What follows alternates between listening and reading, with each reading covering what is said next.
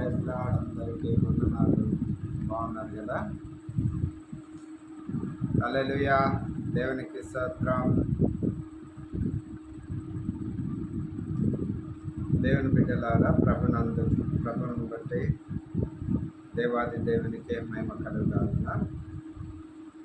ఈ సమయంలో పరిశుద్ధ గ్రంథంలో మాటలు యోహాను సువార్త 14:1 యోహాను సువార్త 14:1 మాటలను జ్ఞాపకం చేసుకున్నాము. మీ హృదయములను కలవరపడనీయకుడి, దేవుని యందు విశ్వాసం ఉంచుచున్నారు, ఆయన యందు విశ్వాసం ఉంచుడి.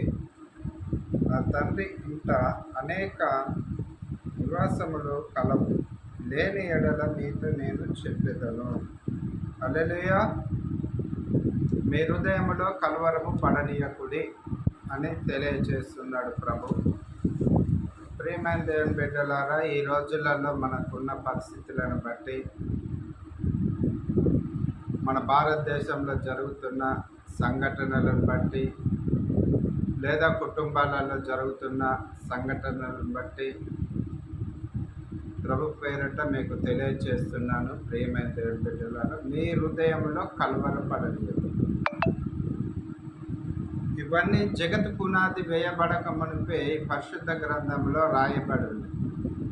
మహాభయంకరమైన యుద్ధాలు జరుగుతాయి, మహాభయంకరమైన భూకంపాలు జరుగుతాయి, మహాభయంకరమైన సునామీలు వస్తాయి, మహాభయంకరమైన రాజ్యం మీదకి రాజ్యం లేస్తుంది, మహాభయంకరమైన శ్రమలు వస్తాయి, మహాభయంకరమైన హింసలు వస్తాయి, నిందలు వస్తాయి అని పరిశుద్ధ గ్రంథంలో క్లియర్గా తెలియపరిచి ఉన్నది. మీరు అయినప్పుడు కూడా మీరు ధైర్యంగా ఉండండి, విశ్వాసం కోల్పోకండి. దేవుని యందు విశ్వాసం ఉంచి ఉన్నారు కాబట్టి విశ్వాసంతో, ధైర్యంతో మీ జీవిత యాత్రలో ప్రార్థన పూర్వకంగా, పరిశుద్ధాత్మ ఆదరణంగా మీరు నడుస్తూ ఇతరులను బలపరచండి, నడిపించండి, ఆదరణ కలగచేయండి. ఆదరణ లేని వారికి ఆదరణ, దుఃఖంలో ఉన్న వారికి ఓదార్పును, సమాధానం లేని వారికి సమాధానమును, ఒంటరిగా ఉన్న వారికి ఓదార్పును దయచేసి మేమున్నామని తెలియచేస్తూ ప్రభు పేరిట తెలియచేయండి అని దేవుడు ఎన్నో భావాలుగా, ఎన్నో ఉపమాన రీతిగా మనతో మాట్లాడుతూ వస్తున్నాడు. అనేకమైన దైవజనులతో మాట్లాడిన మాటలు మన హృదయాలలో మనం భద్రం చేసుకుంటూనే ఉన్నాము, వింటూనే ఉన్నాము. అయినప్పుడు కూడా మన హృదయాలలో కలవరం ఉంది. ఏంటయ్యా కలవరం అని అంటే, ఈ భూమిపైన ప్రతి ఒక్క సమస్య కూడా మనకి వేదనకరంగా కనపడుతుంది, వేదనకరంగా ఉంటున్నది, బాధకరంగా ఉంటున్నది, అవమానకరంగా ఉంటున్నది, ఇబ్బందికరంగా ఉంటుంది. అది కుటుంబంలో పరిస్థితులు కావచ్చు, బిడ్డల ద్వారా కావచ్చు, భార్యాభర్తల సమస్య కావచ్చు, లేదా బంధువుల ద్వారా కావచ్చు, సమాజంలో ఎదుర్కొనే పరిస్థితులను బట్టి కావచ్చు. ఏదేమైనప్పుడు కూడా బాధకరమైన, ఇబ్బందికరంగా ఉంటున్నాయి. ప్రియమైన దేవుని బిడ్డలారా, మరి దేవుని నమ్మిన వారులారా, ప్రత్యేకింపబడ్డ వారులారా, ఈ భూమిపైన మన జీవిత యాత్రలో మీ హృదయంలో కలవరం అన్నది ఉంచుకోకండి. మీ కలవరము యావత్తు, చింత యావత్తు ప్రభు మీద మోపండి. దాన్ని ప్రభు సరళం చేయుటకు సమర్థుడు. అందరించి ప్రభు అంటాడు, రాకడ సమయములో కడబూర శబ్దముతో యేసుని చేరుకునే విశ్వాసము నీకుందా. రాకడ సమయములో కడబూర శబ్దముతో యేసుని చేరుకునే విశ్వాసము నీకుందా. రావయ్యా యేసయ్యా, వేగమే రావయ్యా, రావయ్యా యేసయ్యా, వేగమే రావయ్యా. అన్నిటి కన్నా మిన్నగా కన్నీటి ప్రార్థన నీకుందా. అన్నిటి కన్నా మిన్నగా ప్రార్థన నీకుందా, లోకాశలపైన విజయము నీకుందా, లోకాశలపైన విజయము నీకుందా. రావయ్యా యేసయ్యా వేగమే రావయ్యా, రావయ్యా యేసయ్యా వేగమే రావయ్యా. హల్లెలూయా. ప్రియమైన దేవుని బిడ్డలారా, మన హృదయంలో ఉన్న కలవరం, మన హృదయంలో ఉన్న వేదన, దేవుడు ఏమంటున్నాడంటే, మీరు 6 దినములు కష్టపడ్డాక 7వ దినము విశ్రాంతి దినము. మీకున్న సమస్యను బట్టి, మీకున్న అవసరతలను బట్టి, మీకున్న పరిస్థితులను బట్టి, మీరు ఎదుర్కొంటున్న విషయాలను బట్టి నా మందిరంలోకి రండి, మొరపెట్టండి, నేను ఉత్తరం ఇస్తానని సెలవిస్తున్న దేవుడు. విశాలత విరుకు నుండి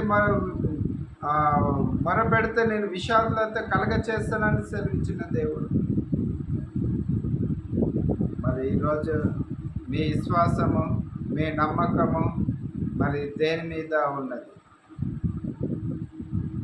కుటుంబాల పరిస్థితులను ఎదుర్కోలేక, కుటుంబాల సమస్యలని చూసి ఆందోళన చెందుతూ, పిల్లల పరిస్థితి చూసినప్పుడు కలవరపడుతూ, దుఃఖపడుతూ, ఒకవేళ ఆందోళన చెందినట్టయితే దేవుని బిడ్డలారా, దేవుడు ఒక మాట తెలియజేస్తున్నాడు. ప్రియమైన దేవుని నమ్మిన వాళ్ళారా, ఆత్మీయులారా, ఒకటే మాట, నీ హృదయంలో కలవరం తీసివేయాలి.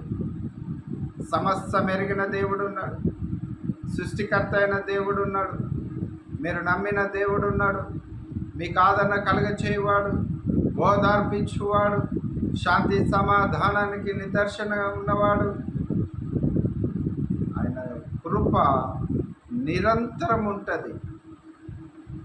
ఆయన లేని సమయము లేదు, నిన్ను చూడని సమయం లేదు, నీతో మాట్లాడని సమయం లేదు, నీ ప్రతి అవసరత తీరుస్తూ వస్తున్న సమయమే ప్రతిది కూడా. నువ్వు ఏ సమయంలో ఎందుకు దిగులు పడుతున్నావో, ఏ సమయంలో ఎందుకు వేదన పడుతున్నావో, ఏ సమయంలో ఎందుకు ఆందోళన పడుతున్నావో, ఏ సమయంలో ఎందుకు భయపడుతున్నావో ఆయన సమస్తము ఎరిగిన దేవుడు. నీకు సహాయం చేయబట్టే, మనల్ని ఆదరించబట్టే 2024 నుంచి 2025 వరకు మనల్ని నడిపించిండు. మరొక లెంటిక్లెస్ కాలాలలో ఆయనతో మనతో ఆయన ఉండుటకు మనకి ఉపవాస రోజులలో మనల్ని సజీవ లెక్కలు ఉంచిండు. దేవుని బిడ్డలారా, దేవుని నమ్మిన వాళ్ళారా, దేవునితో ఉంటున్న వాళ్ళారా, గమనించండి.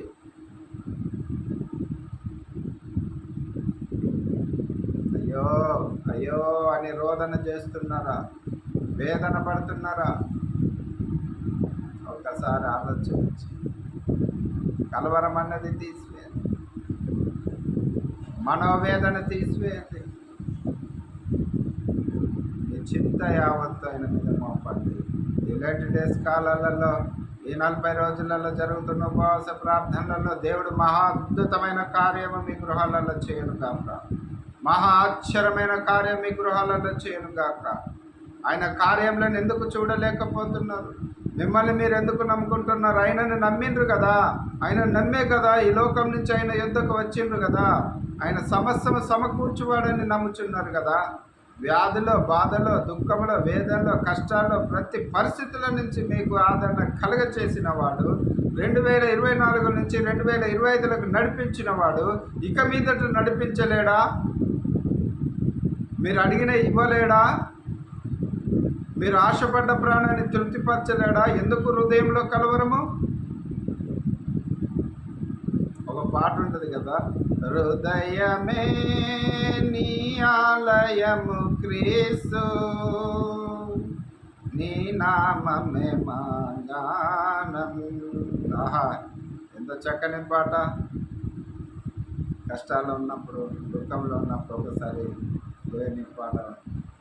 ఎన్ని తలచినా, ఏది అడిగినా జరిగేది నీ చిత్తమే ప్రభువా, జరగాలి నీ చిత్తమే. నీ వాక్కుకై వేచి ఉంటిని, నా ప్రార్థన ఆలకించుమా ప్రభువా, నా ప్రార్థన ఆలకించుమా. నీ తోడు లేక, నీ ప్రేమ లేక, ఇలలోన ఏ ప్రాణి నిలువలేదు. నీ తోడు లేక, నీ ప్రేమ లేక, ఇలలోన ఏ ప్రాణి నిలువలేదు. అడవి పువ్వులే నీ ప్రేమ పొందగా, అడవి పువ్వులే నీ ప్రేమ పొందగా, నా ప్రార్థన ఆలకించుమా ప్రభువా, నా ప్రార్థన ఆలకించుమా. అయ్యా, మా అవసరతల అక్కర్లు తీర్చి ఈ 2025 వరకు మమ్మల్ని నడిపించును. సమస్త మెరిగిన దేవుడవు అయ్యా, నీకేమిచ్చి మా రుణం తీర్చుకోగలమంటే ఆయన అడుగుతున్నాడు.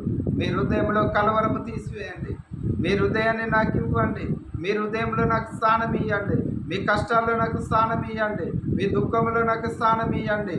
ఒంటరి వారు అని అనుకోవద్దు, మీరు ఒంటరి వారు కాదు, మీతో నేనున్న పరిశుద్ధాత్మ కృప ఉంది, ఆదరణ కడుతున్నాడు, దేవదూతలు ఉన్నాయి మీతో. నేను కూడా ఈ భూమి మీద ఒంటరిగా ఒంటరిగా రాలేదు కదా, తండ్రి కుమార పరిశుద్ధాత్మ నామంలో వచ్చిన వాడిని కదా. మళ్ళీ తిరిగి వెళ్ళేటప్పుడు కూడా పరిశుద్ధాత్మ ఆదరణ నా తండ్రి మాట చిత్తాన్ని నెరవేర్చిన వాడిని కదా.